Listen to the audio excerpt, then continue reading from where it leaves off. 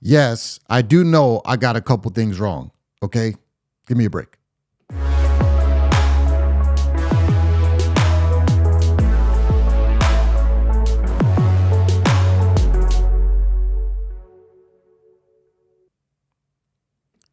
Hello, good people. It is Todd Shannon, data scientist, social commentator, getter of buckets.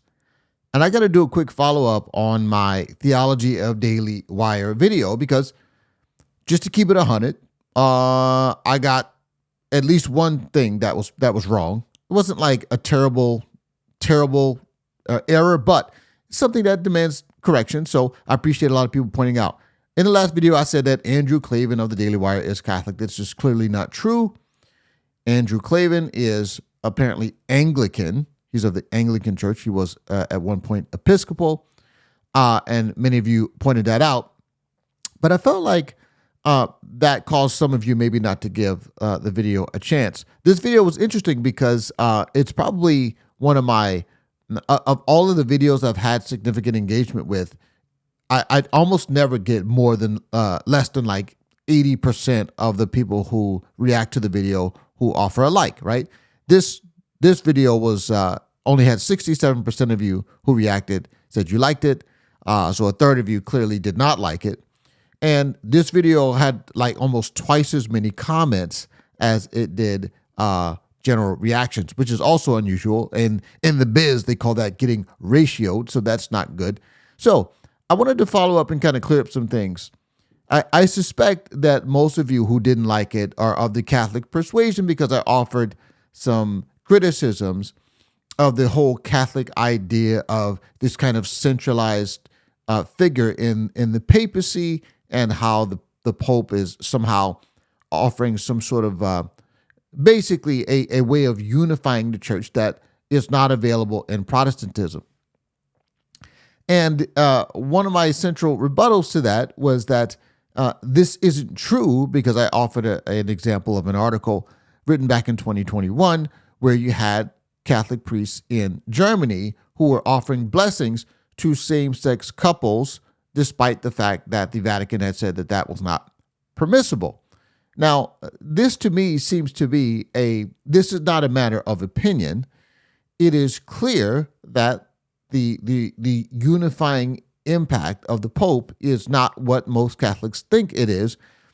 And I think it's kind of just on its face, it's obvious and true that that's the case because the Pope, for most conservative Catholics, for people who are politically and theologically conservative, have found the Pope's recent comments and not just on the gay marriage thing or on gay couples, not necessarily gay marriage, but just on homosexuality, on different political things, the Pope is very, very left-leaning. And so a lot of people are looking at the Pope with a raised eyebrow. So the point is that it is not a matter of opinion, okay, that the claim made by, and I showed in the last video, George Farmer, who's Candace Owens' husband, he was making the point that the reason why the Catholic Church is, that basically papal infallibility is an important and necessary, in his view, necessary feature of the church because it unifies the church and keeps the church stable. Well, the church is certainly, Catholic Church is still obviously around, right? It's enduring. I don't doubt that, but there again, Protestantism, many Protestant and Reformed churches are also quite robust and growing. So, and with no papal figure, no central authority. So it's just a fact that that's not true. Okay. But I think what people took issue with, and I think what maybe even more importantly, what people didn't really listen to was my main point in that video. And I admit it kind of came later in the video. So if you didn't stick with it, I saw like the average length of the views was like 3 minutes and 47 seconds, something like that, somewhere close to 4 minutes on a near 30-minute video. So many of you, I can tell right off the bat, you just didn't watch the video. And the point that I was making, I just want to reiterate here, which I think is I think is pretty. I think is a nuanced argument, but I think I'd like to hear some reactions from that because people got all caught up in thinking that I'm basically trying to take shots at the Catholic Church.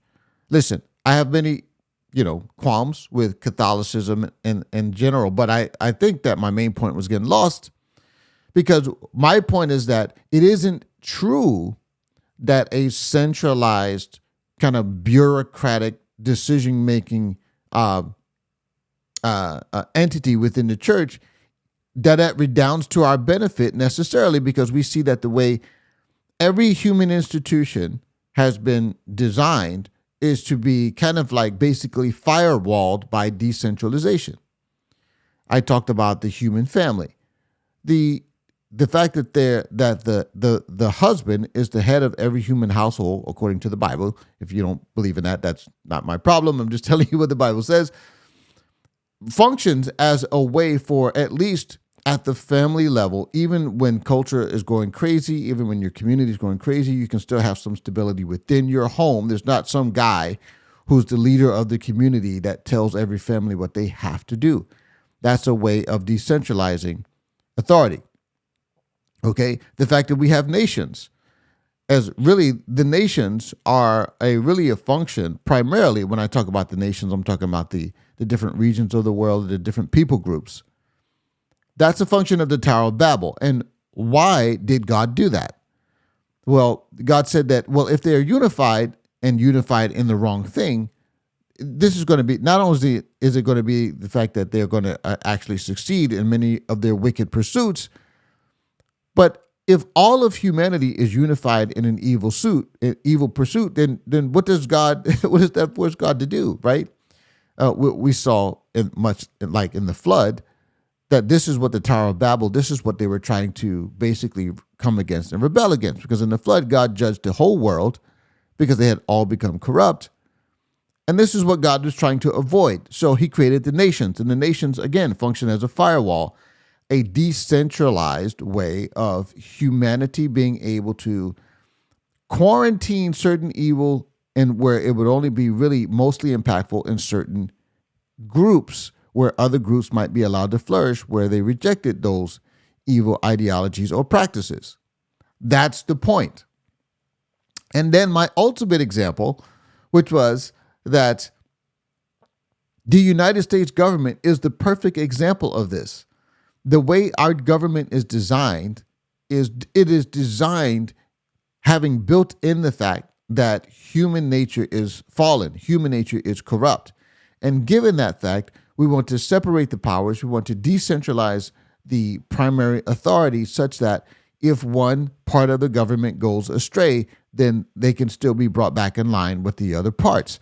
This is the whole principle of the way our government is designed. It's the principle of federalism with the states, that each state has its own way of pursuing and interpreting certain aspects of the Constitution, such that every state can have its own culture and its own way of pursuing prosperity.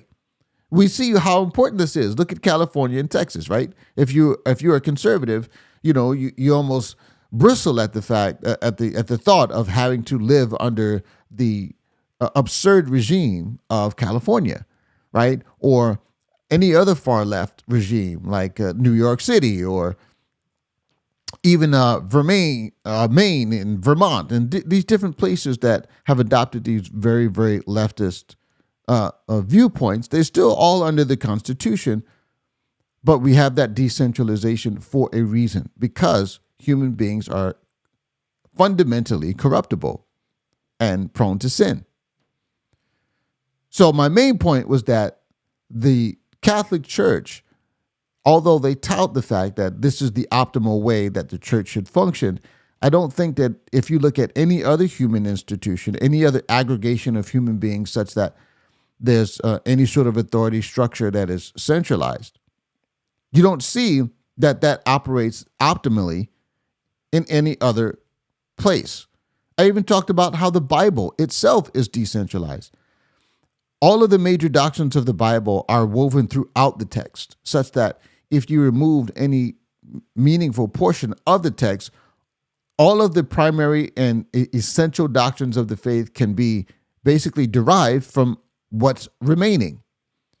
So even the Bible itself doesn't have highly centralized doctrinal attributes, such that if you lose one part of the Bible, then we basically cannot reconstruct the Christian faith.